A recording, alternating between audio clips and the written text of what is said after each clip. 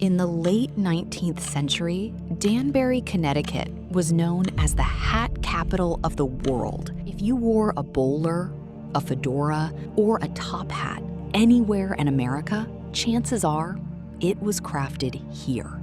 Danbury's reputation wasn't built overnight. It was the result of decades of industrial expansion, immigrant labor, and booming demand from a rapidly modernizing society. But behind the elegance lay a terrifying medical mystery. By the 1880s, a bizarre affliction began creeping through the town's factories.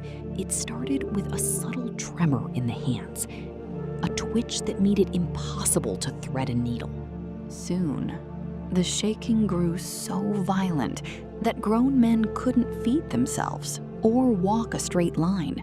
The locals called it the Danbury Shakes. At first, many believed it was simply exhaustion from long factory hours. Others thought it was a curse of industrial life itself, but it didn't stop at trembling. Men became intensely paranoid. They suffered from hallucination, extreme mood swings, and fits of unprovoked rage. What was turning an entire town of skilled craftsmen completely mad? Today, we unmask the dark science behind the phrase, "mad as a hatter," and the corporate cover-up that kept a town poisoned for decades.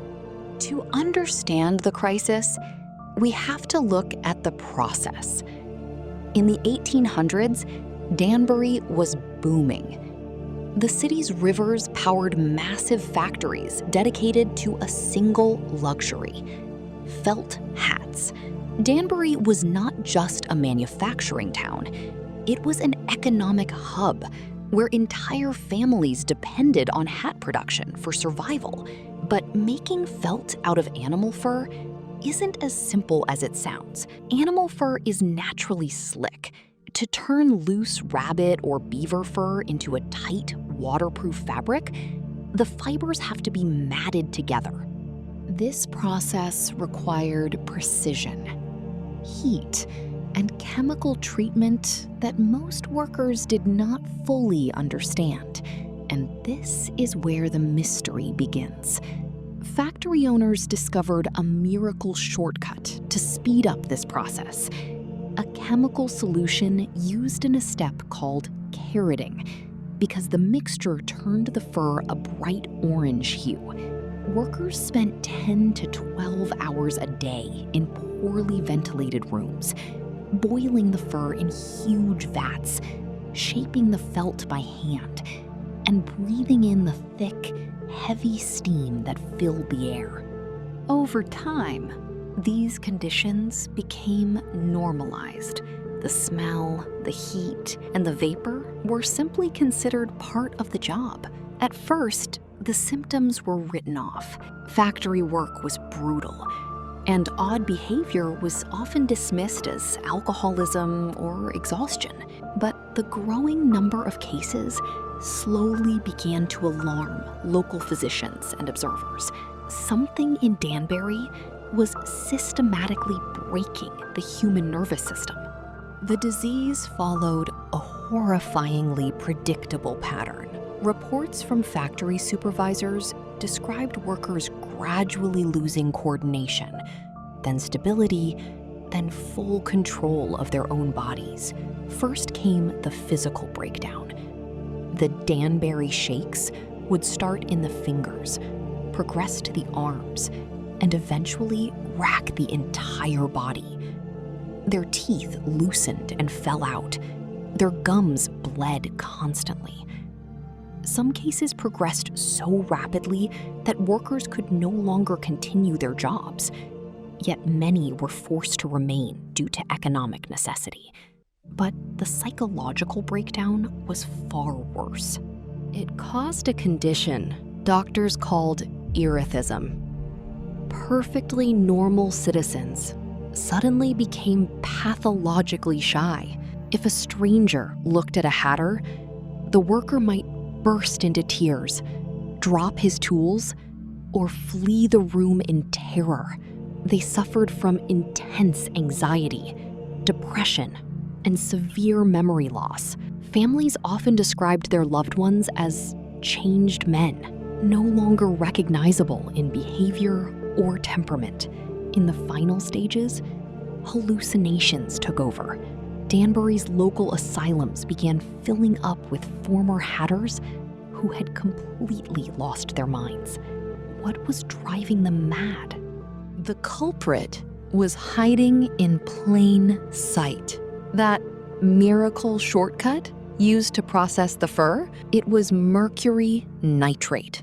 At the time, mercury compounds were widely used in industrial processes across different countries, often without full awareness of their long-term effects. Every single day, hatters were dipping their bare hands into boiling mercury solutions and inhaling vaporized mercury from the steam vats.